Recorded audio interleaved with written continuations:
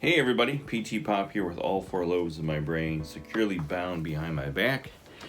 And today I'm going to talk about how call centers are staffed with mostly women. Stay tuned. At the tone, press 1 for murder. Hey, before I get started today, I wanted to tell you about my book, Press 1 for Murder.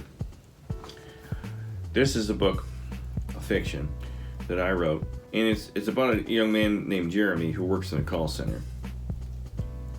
And the pressures of the call center are getting to him.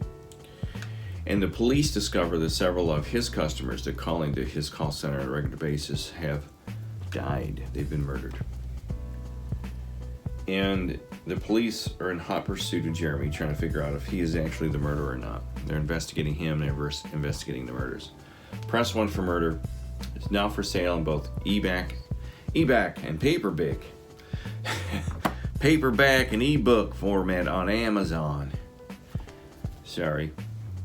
So, this is the book, Press 1 for Murders by moi, Peter Tompkins. So buy a copy of yours now. So, the other day, one of my viewers by the name of Outlier from Square wrote to me and he said, "Hey, you forgot to mention that as a man in a call center, you're pretty much surrounded by women who dominate the landscape.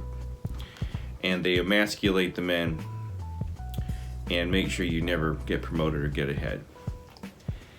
And quite frankly, I don't know how I overlooked this, but this gentleman is completely right. I had completely forgotten about this.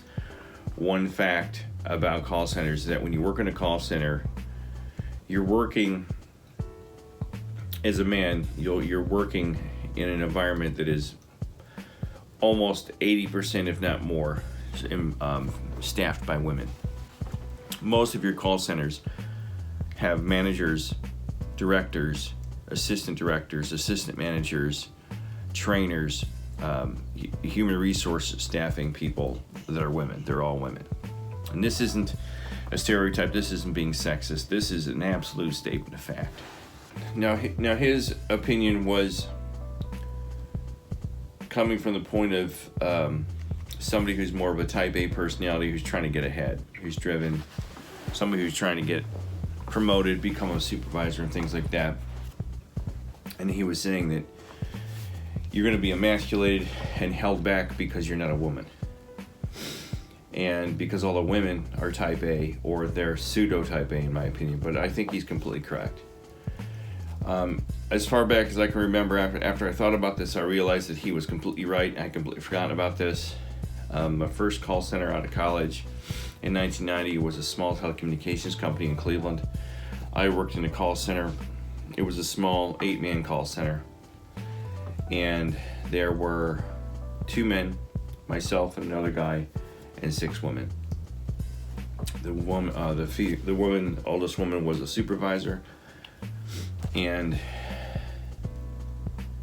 there was absolutely no chance for advancement in this department. None. And the next woman in line to get it, the next person in line to get promoted was already being groomed for the existing supervisor's position. So that being said, as I went through, my history of working in call centers, I found in my mind that all of them were predominantly staffed with women.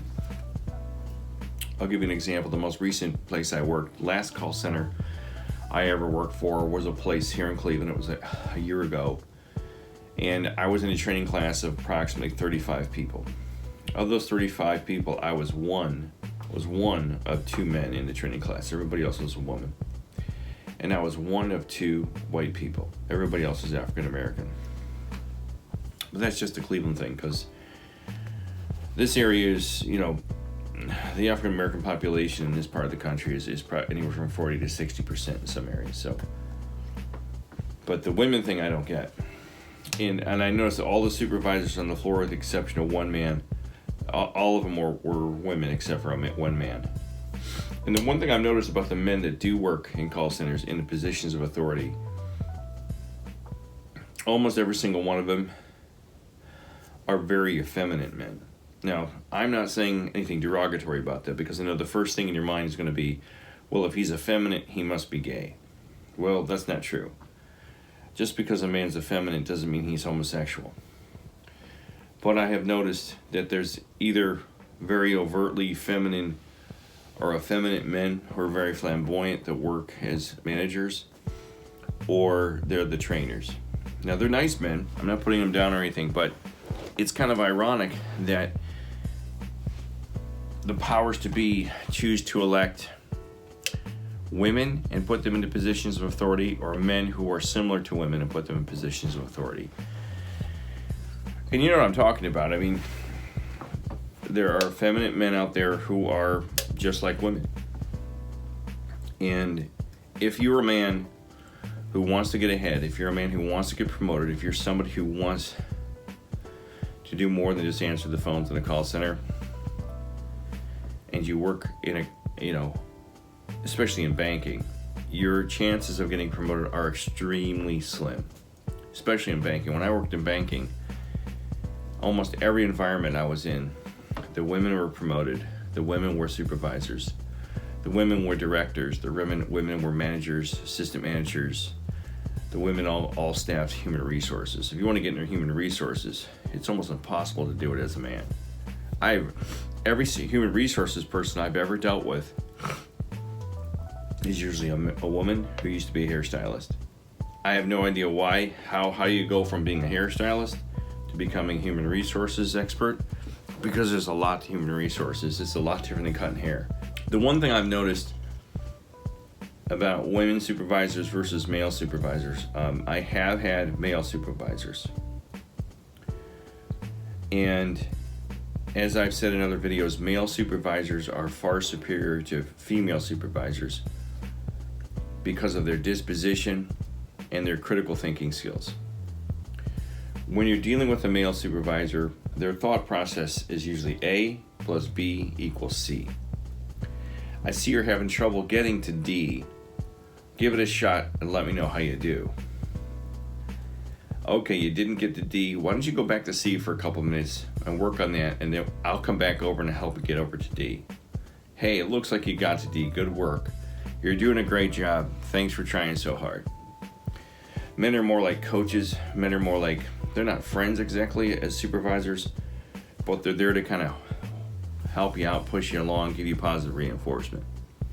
And the female supervisors I've run into in just about any environment, not just call centers, their logic is A plus B equals Z, but go back to X, and you might want to stop on T. Why aren't you at S yet? Why aren't you at S yet? You've got to go back to A to get to Z. Oh, come on. What is going on? Oh my God. Are you kidding me? You're not back at A yet. I told you to get at A. And you're not at A? I've seen it in every single supervisor. They get frantic, they get panicked, they don't have good critical thinking skills, they don't handle pressure well when it comes to supervising. Now, on the phones, it's a whole different story. On the phones, I think call centers hire women. I think women are more capable of multitasking and doing multiple things at once and doing it clearly and concisely and quickly, which you have to be able to do on the phones. And as I said, men are more like A plus B equals C, work your way up to D. But women are kind of like, okay, I can work on A and I can work on C and I can work on D and I go back to blah, blah, blah, blah. They go around and around and they can do all that stuff, but you have to be like that on the phone because the customer will lead you down several different rabbit holes at once, and you have to follow all the details, the intricate details of each rabbit hole in order to get the call completed. Once these women, especially in the call centers, get a position of authority handed to them, they act like they have a position of authority. It's like an ego trip for them, and I'm not certain what that is. They march around the office with their chests puffed out, acting all important, because they put on the persona of a manager. They don't know what it is to be a manager. I think they've seen one too many Hollywood movies with Glenn Close or Meryl Streep or something, or Julia Roberts, what it is to be a strong woman, what it is to be a strong manager. And that's Hollywood. And a lot of women put on their Hollywood face and they march around and they act important and they get all frantic when they think they're supposed to be frantic, and then they get focused when they think they're supposed to get focused. And it's really annoying. It's awful. And as I've said in other videos I've made, I think a lot of people in this country think Hollywood is reality, and they don't know the difference between the character being played in a movie or the character in a rock band or the character in a book and reality. And a lot of people think that like Jack Nicholson in The Shining is really how Jack Nicholson is in real life. You know, or Julia Roberts in the movie where she goes up against that major corporation that's poisoning all the people in the town. I can't remember the name of the movie. And she's an attorney or something along those lines, and she becomes this mega sexy bitch that just blows right over her, the lead attorney, and knocks this company on its ass as she, you know, rifles her way through life in stiletto heels and low-cut dresses. It doesn't work that way in real life. It just doesn't. But women, I think a lot of women who are uneducated, unskilled, who don't have incredible critical thinking skills, adapt this phony persona from Hollywood thinking they've got to be bold and bitchy. Hold the man down, emasculate the man, keep him in his place because women have been oppressed throughout centuries of torture and torment, you know. And they don't have the rational thinking skills to be a supervisor, but they put them in the positions of authority because everybody above them is a woman. So the women above them groom them to become managers. So if you're a man and you want to be groomed to become a manager in a call center, it's impossible because all the people above you are women. Most of them are.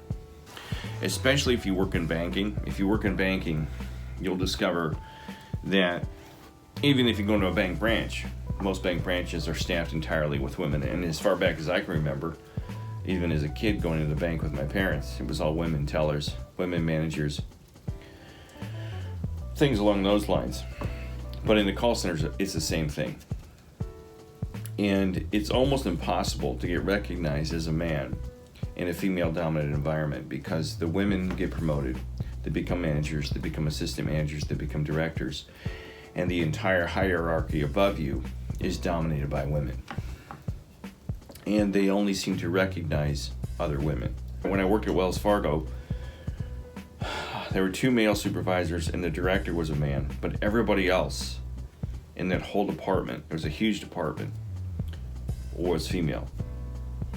And I had a female supervisor who had been there for a couple of years, and she was awful. I mean, I remember the one day I went up to her cubicle, and I'm leaning on the cubicle wall, and I had a question because I had a customer on the phone that I didn't know how to answer his question.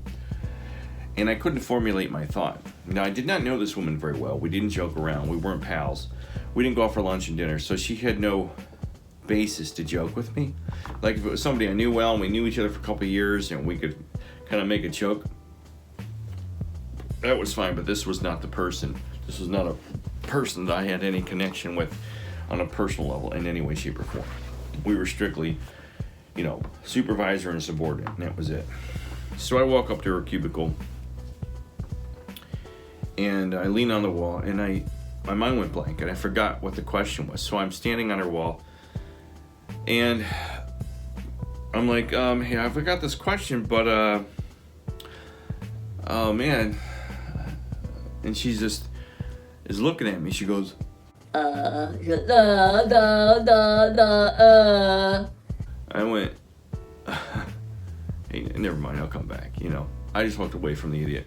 She was an idiot, just an absolute idiot. And so you're going to run into a lot of things like that. I mean, if you want to be successful at all as a man, it's almost impossible in a call center environment because you're going to be surrounded by very aggressive, dominant, uneducated women who are just angling for a supervisor manager job. What I've seen in these call centers is the call centers will hire single women who are single moms on the staff for a variety of reasons. Number one, they can pay them less. As that's what they do in the corporate world. Every woman is underpaid. They're paid less than a man. Number two, they've got a captive audience. They've got a woman who's desperate for a job because she's a single mom and she's got 1 or 2 kids, if not more. And she needs a health insurance. She needs the job to keep a roof over her and her kids' heads. So they hire these women in because they know they're probably not going to quit, or they're hoping they won't quit. This is a theory I have. This is nothing based in fact. At this last place I worked, here in Ohio, it was a bank I worked in. I was in a training class of 35 people, and I was one of 2 men. But most of the women in this training class were single moms. 2 of them in the class were already pregnant and showing. Another one announced her pregnancy after we got out of training and she was on the floor. The chances of them quitting was very slim because they needed the health insurance and they needed the security of a job. So you'll meet a lot of people that are very desperate, and not just the women, but the men and women. Everybody that goes into call center is very desperate. They're in between jobs, or they're about to go homeless, or they just got fired from McDonald's or something. And I'm not being facetious. This is how it really works. You've got people from all walks of life with varying degrees of mental instability, emotional instability. Outlier from Square, thank you for this idea. You're completely right. If you're a type A personality, a man, you will not succeed in a call center. Some will. I'm sure I'll get responses from people. So, well, I'm a man. I eat nails for breakfast and I shit barbed wire, and I was promoted 17 times at XYZ Corporation. You don't know what you're talking about. Yeah, prove it. Show us the proof that you become a successful man starting off in the call center. Oh, that's the other thing. If you work in technology, this is where I'm going to contradict myself. If you work in technology, that's a male-dominated field still to this day. You know, if you call into GoDaddy, you get a man on the phone. Anytime I call to GoDaddy, it's always a young guy answering the phone. If you go into telecommunications, if you're working down at a switch, a digital switch for a major telecommunications company, there are women that work there, and I do know somebody who is a switch tech for a major cable company here in town. But when I was in it was all men. It was like 90% men. Anything that's not technology, that's not male-dominated, banking, anything customer service related that doesn't deal with the hardcore nuts and bolts of technology is staffed by women. For some reason, even though women are more than capable of understanding and working a computer and working the software of a computer, I don't understand why men think they're the only ones that can do that. I'm a man and I'm the only one that knows about telecommunications. And how dare you as a woman even think of it? At the tone, press 1 for murder.